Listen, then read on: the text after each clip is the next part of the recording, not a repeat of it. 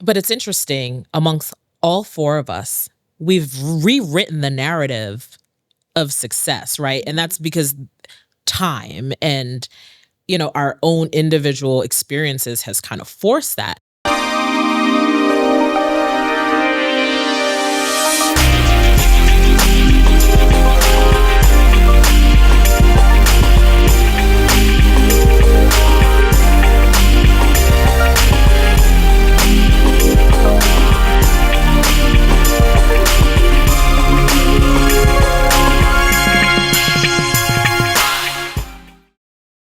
Welcome back to episode 3 of the Kalu and Collard Greens podcast. It's me, Aaliyah, and I'm here with Omar, Brandon, Alicia, and we are really looking forward to today's topic because we really get to dig more into this season's theme of building with intention.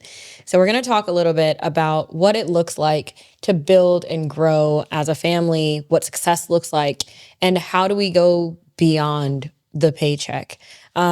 And so we are very fortunate to have very ambitious and entrepreneurial.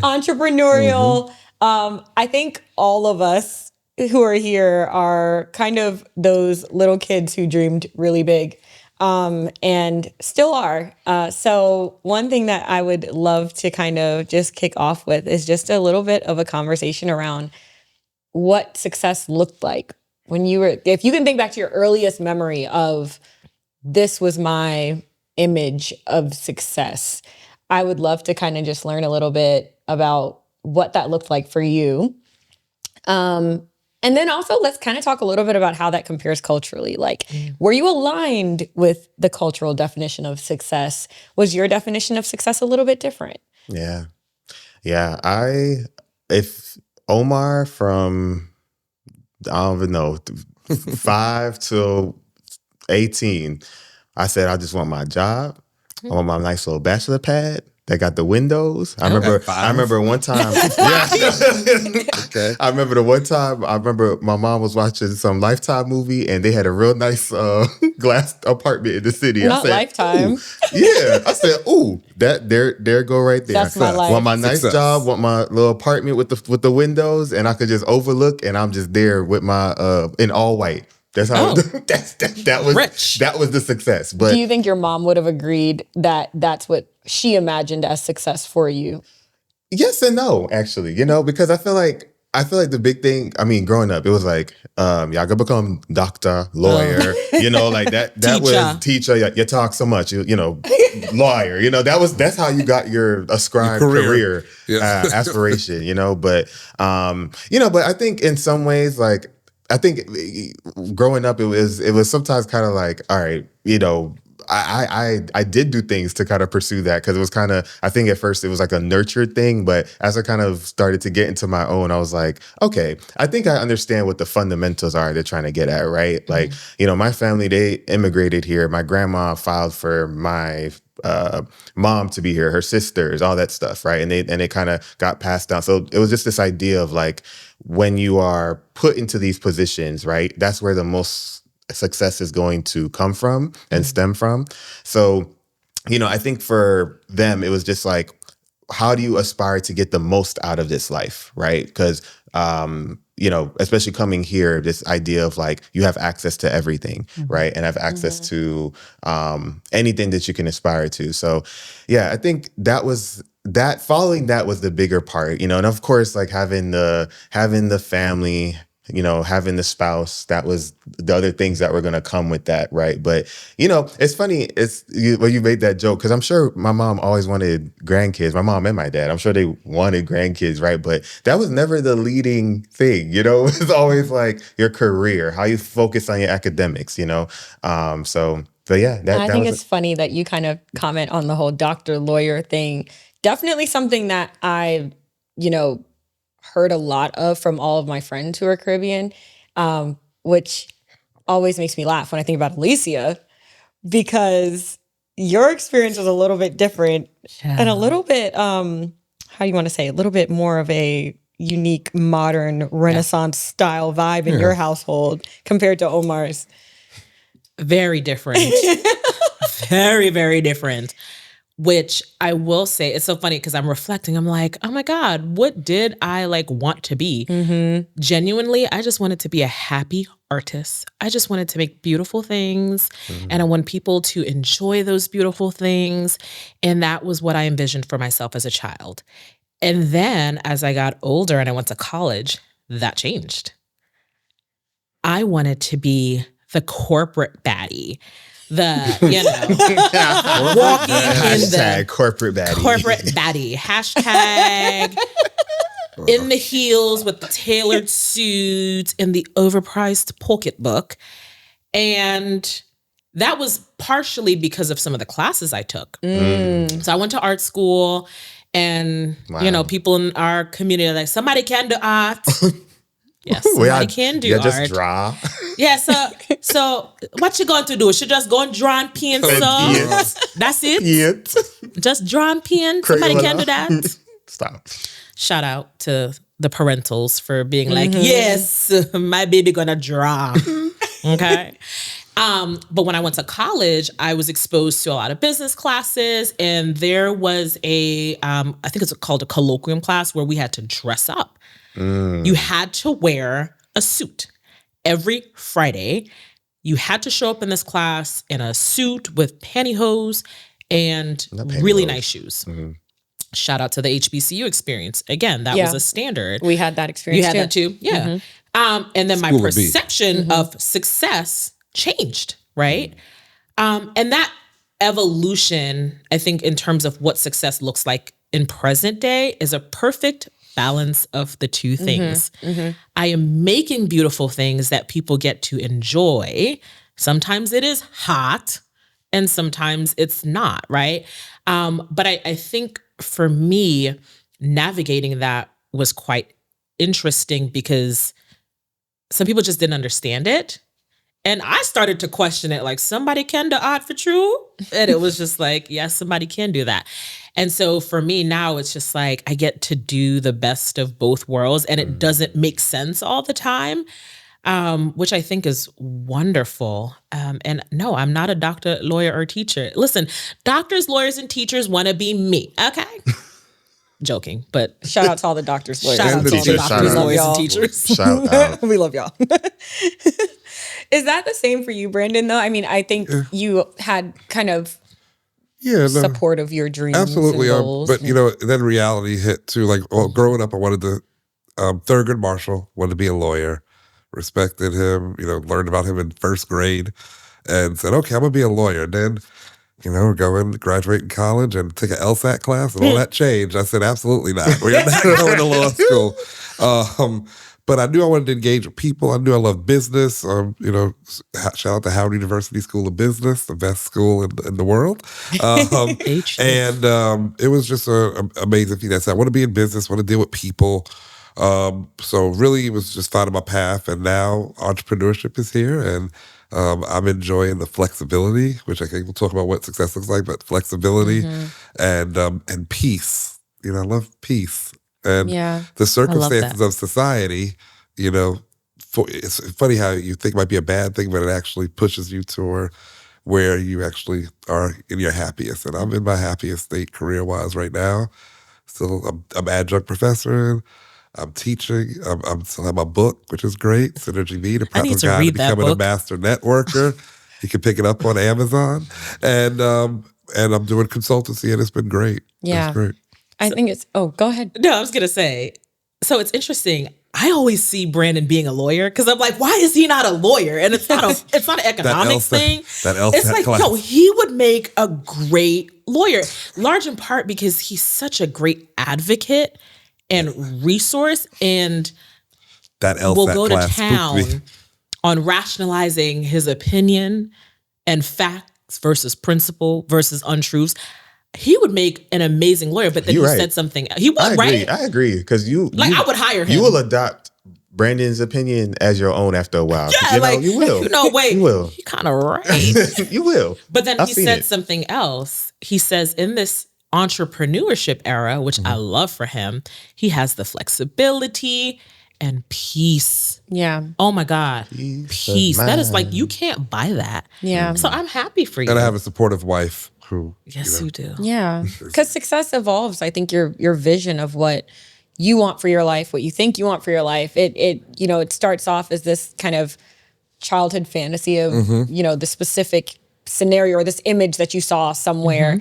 And the funny thing is, I feel like for me and Omar, what we pictured as success as kids is very similar. Like I think when I think about my childhood, my first real image of what it would look like to be successful to me, it was a beautiful apartment overlooking Central Park. so y'all that both was what white? obviously, he wearing wanted all white too. maybe I don't White- know. white linen, Maybe too. Look at her. Linen. maybe there's linen involved. Maybe it's soft and plush. Maybe it's, did some antiquing and Yeah. found some really nice things. There's crown molding somewhere. Ooh, love a crown. Antique chandeliers. But that was, as a child, that's what, I don't know if I saw it on a movie or TV show, but that was my vision of, it was the independence. Yeah. It was being able to be fully self-sufficient, and not just be self-sufficient, but to thrive in this way where I felt like I could do anything. But it's interesting, amongst all four of us, we've rewritten the narrative of success, right? And that's because time and our own individual experiences has kind of forced that. And it's funny because I saw something on social media recently that said millennials in particular were sold this false idea of success. And we are now being forced to rewrite that narrative. So shout out to us, because I think the world we live in today does not lend itself to this idea of having a successful job with benefits, because that was the other thing. You need to get a job so that you can have Benefits, right. some benefits, right? And I think I've always associated things like benefits with working for somebody else. Right. When in theory, if you are successful, you can buy your own benefits. Yeah. You can get your own health insurance, which is ridiculously expensive. But the benefits that we get from our jobs was the narrative that was painted of, you need to go to school, get a degree, get married, well, have a nice job, because you're not dependent upon nobody for nothing. Get married, have your family, have your benefits, and just have money and save your money. Yeah. And all of these things are not our reality, because we are being forced by nature to literally rewrite what success looks like. And I think even for me, my redefinition, very similar to Brandon's, has been happiness. It was inspired by you. Oh, thank you. Listen, the last 2 years was rough. Alicia will turn down a bag for some peace. Heck yeah, I don't. No, thank you. I respectfully decline because I don't want to compromise my peace. And I think for me, peace, happiness, being able to eat a meal on time is important to me. And I think, we're seeing more of that. We're seeing more people kind of like ridding themselves of this idea of what it means to be successful and achieving all of these wonderful things. And I think social media, unfortunately, creates a false narrative around success. And I'm just so happy that some of us are finally getting to that place where we are kind of reshaping what that looks like. Yeah. Because it has to be refueling to you, and it has to be driven by you.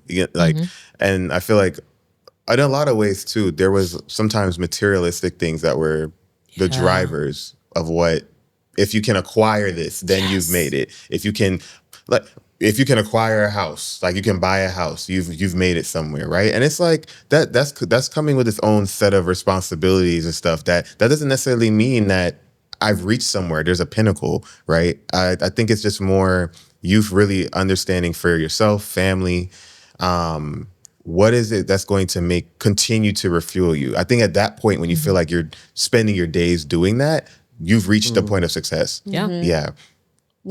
I think that's so true. It's part of, to your point, we've all gone on our own journeys.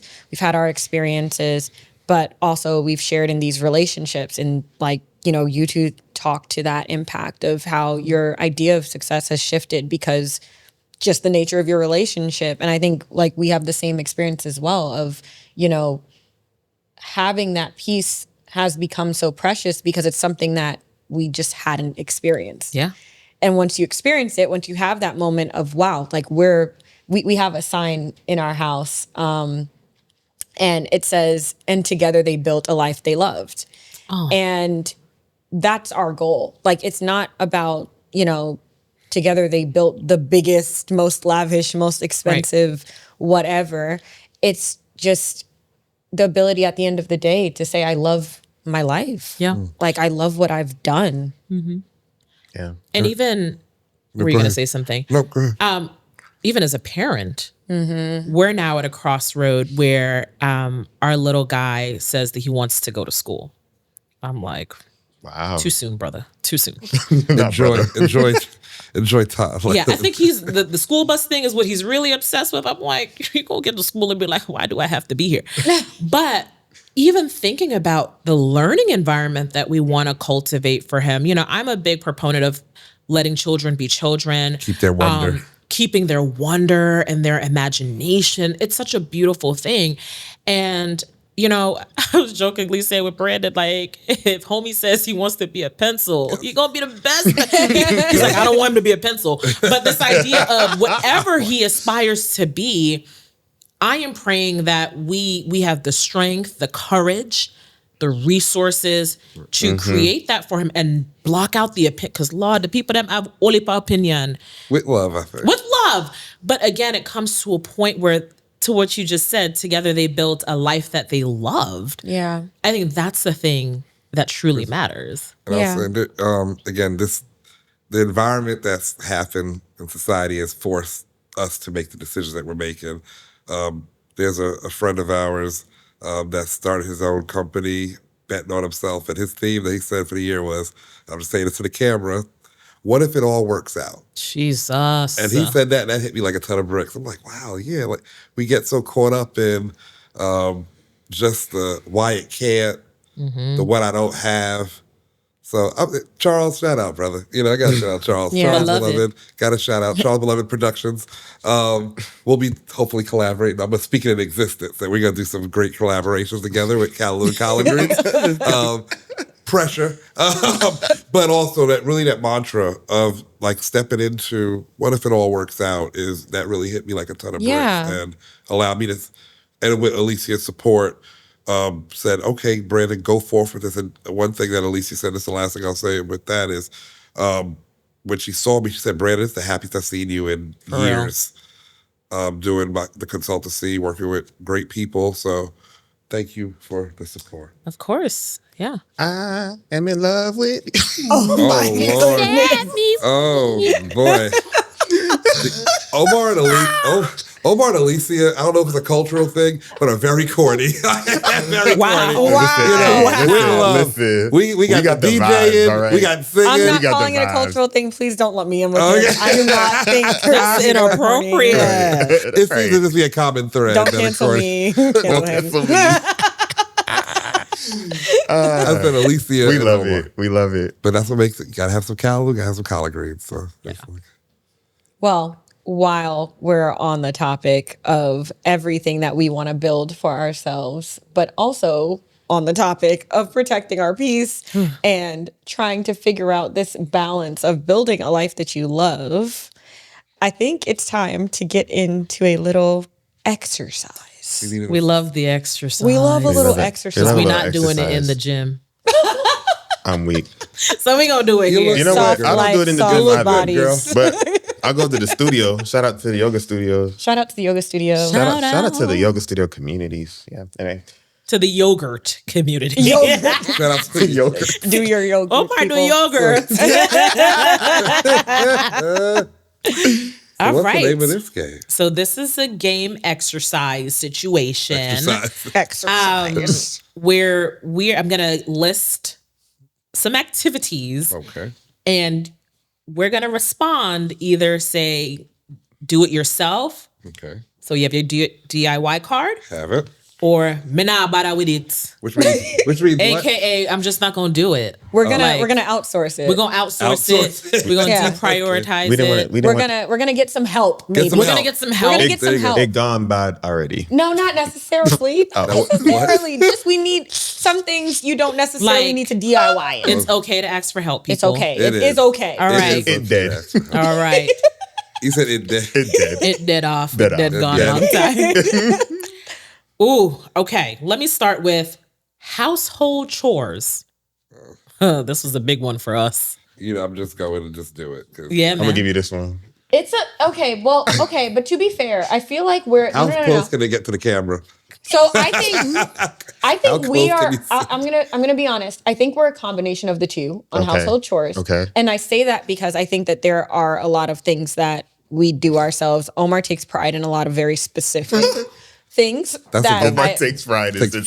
In some specific things. But at the same time, there's limited hours in a day, and I think where we can get some support with certain things, we do try in terms of household chores. We're on the same page. When we got married, I was like, oh, I'm going to wash, cook, and hire him clothes. And then within 30 seconds of me doing that, epic fail. So we outsource as much as we can. And I also think this is one of those things that ebbs and flows with your life, right? Like, yes. I think there was a point in time where we were very much able to just manage it all, and now having a child and I have all to of the just things add this. And I got to say one thing after you. Okay, I was just gonna say that does that invalidate or validate your value in your household? Okay, that's how and showing up in certain ways, right? Like the fact of outsourcing, right? Because I know we don't have a very traditional say, Yeah, no, but, I hear you. Yeah. It's like it's just the idea that like you don't have less ownership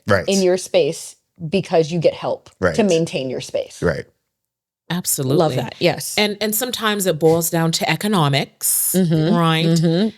So we prioritize those things. Yep. We eat one less takeout meal to make it happen.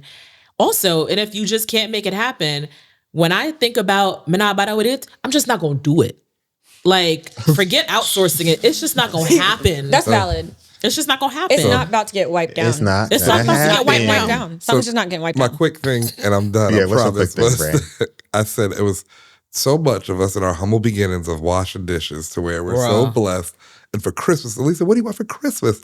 I said, I want a dishwasher. And she bought a dishwasher. And it's been the best thing ever. So I'm grateful for my hand dishwashing, but it was I think it was a Thanksgiving that just said, okay, enough. Yeah, See, combination of both right there. Yeah, there you go. Next one. All right. Childcare. Oh, yeah, we're this. Wait. No, we're We're like a combination. Okay, so I feel like this is a do it. You're me not bother with it. I think You it's a upside down. Omar. Oh. I think this is a complicated one because I would like to know what I would like to present and submit is culturally what counts as a DIY, because saying like we're outsourcing or minabara with it, like, is that relevant if it's a relative supporting you? Like, is it paid help that makes it where you're outsourcing, or is even asking a grandparent for help, like, you know what I'm saying? Like family members. There are lines. The way how these grandparents be acting. No, we love our grandparents. Grandparents, we love you. We do. Don't get me wrong. Yes, we do. Yeah. I said that last season. We love I said that last season. They just be outside. They just be outside. The grandparents be outside now. So there is a fine line. I do believe in compensating people for their time if they could be making money otherwise. So there's a balance. And I like consistency and structure. And a lot of times, when you outsource and you compensate, that allows for that consistency and structure. But I think we straddle the fence because there are times where we're not trying to pawn our child off on someone else, but our life is so crazy and demanding with our commute and all the things that we do. I think we take the time to be intentional. When we are in the home, we are hands-on deck. And when we do have to be out of that environment, even this whole work from home culture, I can't work from home and take care of a child. And so we ask for help. But if we want that consistent help, that comes at a cost, right? And so I think striking the balance across all of these things has been an art and a science for us in particular. But we are involved in all the things. We have eyes and ears everywhere. I guess, this is another one where I think it's a combination for both, for all of us. Yeah. Shall we move on? Yes. Let's see. Birthday celebration and birthday planning. Okay. I don't know how you feel about this, Omar. I'm going but to this. I'm a big DIY. Wait, turn it around. Turn it around. You do it. You do this one, but I'm this. So you disagree? Turn both of them around. So you disagree. He's going to hold it for agree me. or disagree? I would agree. Okay, I'm here. We're DIY people for birthdays. We're very hands-on. We don't usually. I'm an event planner. Oh, okay. That's You? the other.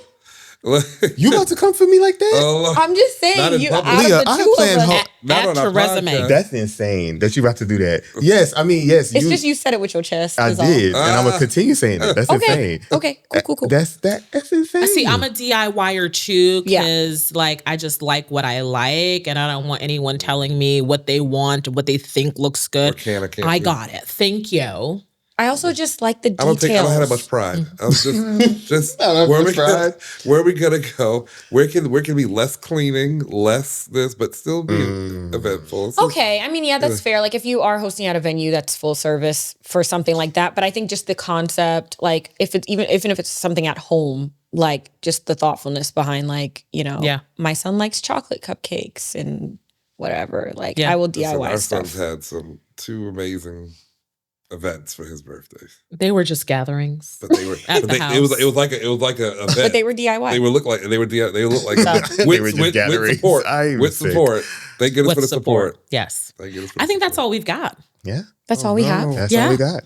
support. Oh man. Okay. Well, thanks so much for joining us for our episode all about whether or not we are able to fully build a life on our own with support, build it beyond a paycheck with a paycheck. Is it all about the Success. paycheck? Success. What does it look like? Everybody, please contribute because we want to hear from you as well.